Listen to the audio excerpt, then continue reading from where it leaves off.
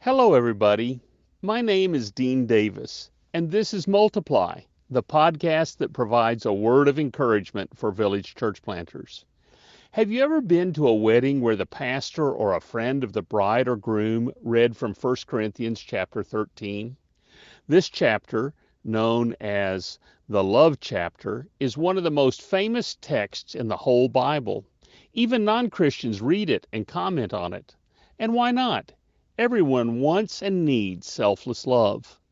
But as a village church planter, you've been taught to read the scriptures in their context, so it's important to understand the context of 1 Corinthians 13. And it's not about weddings. The context of 1 Corinthians 13 is all about spiritual gifts. In 1 Corinthians 12, the Apostle Paul teaches about speaking gifts and gifts that demonstrate great faith. Then in 1 Corinthians 14, he clarifies how prophecy and speaking in tongues can best be used. But right in the middle of a long teaching about spiritual gifts and how to exercise them, Paul writes the most beautiful exposition on sacrificial love that has ever been written. He says, "Love is patient, love is kind. It does not envy, it does not boast, it is not proud. It does not dishonor others, it is not self-seeking. It is not easily angered, it keeps no record of wrongs. Love does not delight in evil, but rejoices with the truth.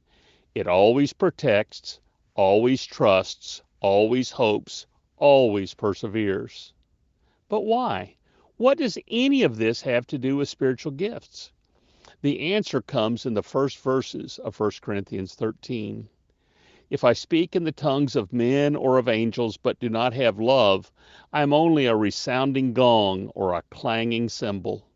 If I have the gift of prophecy and can fathom all mysteries and all knowledge, and if I have a faith that can move mountains but do not have love, I am nothing. If I give all I possess to the poor and give over my body to hardship that I may boast, but do not have love, I gain nothing. Do you notice all the references to spiritual gifts? Gifts like speaking in tongues, prophecy, word of wisdom, word of knowledge, faith, and giving. These amazing supernatural gifts are meaningless without love. Meaningless.